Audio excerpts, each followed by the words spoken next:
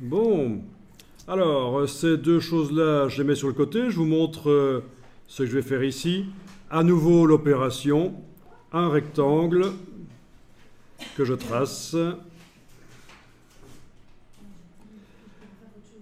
une ligne que je fais au crayon. Voilà. Ok. J'ai pas besoin d'enlever le fond pour que ça fonctionne. Je peux la sélectionner comme ça, la ligne, et demander donc objet, tracer, diviser les objets inférieurs. Voilà, je supprime le dessus. Et normalement, si je réunis ces deux choses-là en un dégradé de forme, ça devrait faire un truc sympa, on va voir. Voilà. Évidemment, dans la palette des calques, dans le dégradé de forme, je vais inverser les formes. Ensuite, je vais aller multiplier le nombre d'étapes. Voilà. Et vous pouvez aller moduler les lignes, même avec un outil de déformation, ça devrait marcher. Donc les outils de déformation, vous savez, on les a déjà utilisés. Et on a notamment l'outil doigt sur les anciennes versions de Illustrator. Alors là, je fais Alt majuscule pour diminuer la dimension. Voilà. D'accord? Et vous faites des effets de son, de vagues, comme ça.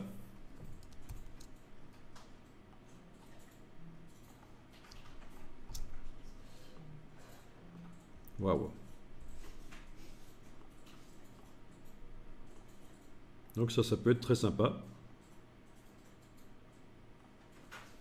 Ça devrait vaguement vous rappeler une pochette de disque, ceux qui connaissent. Radiohead. Non.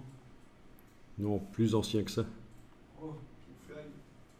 Sans doute, oui. Tu la retrouves sur le web? Non, il n'y a pas. C'était un peu comme ça. Oasis. Mais c'est l'autre.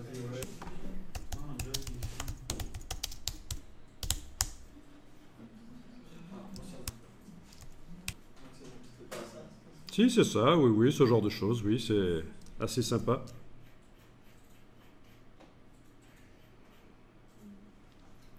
Voilà. Bon, évidemment, là, c'est beaucoup plus complexe, mais vous savez qu'on peut le faire, hein. Donc, je reviens dans Illustrator. Je vais déjà peut-être faire l'inverse pour avoir la même chose que ce qu'ils ont, c'est-à-dire le fond noir, les contours blancs, un rectangle noir derrière. Voilà.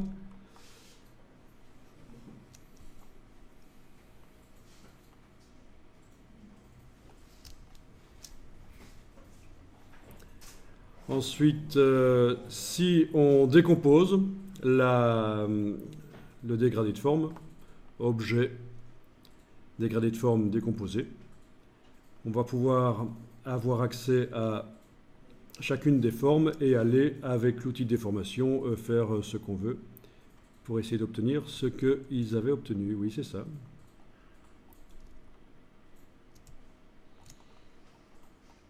Voilà. Bon, c'est un peu mou, hein. Chacun fait ce qu'il peut. Si on veut mettre un objet en dessous.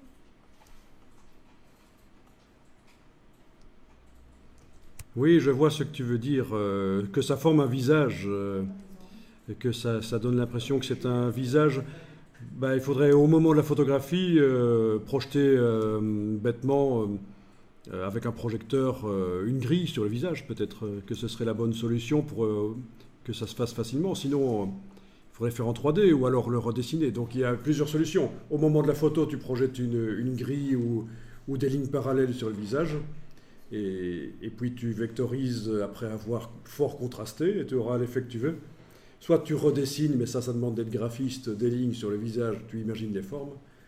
soit au départ d'un visage 3D, avec une texture plaquée dessus. A priori, c'est les trois solutions que je vois. Donc c'est pas automatique. Sauf dans le cas de la photo projetée, c'est ce qu'il y a de plus sympa. Avec cette méthode-là, on ne saura pas. Avec cette méthode-là, ah non, il ne faut pas essayer de modeler un visage avec ça, ça va être trop difficile, pénible, long et langoureux. Voilà, donc si techniquement quelqu'un de doué pourrait, avec cette technique-là, faire un visage. Mais ça lui prendrait 1 heure et ce serait un travail long et pénible.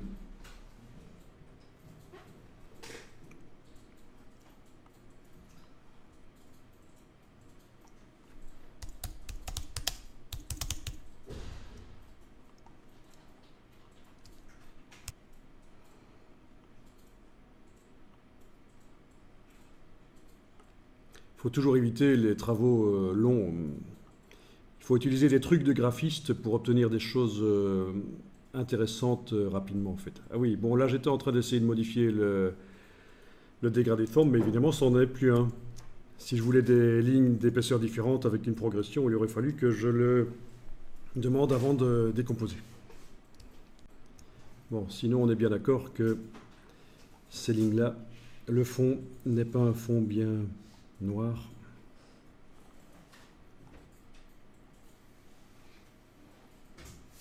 Il faut que j'aille chercher le nuancier. Il est là, voilà. Ok. Ok, c'est quand même mieux avec un vrai noir plutôt que le noir quadri.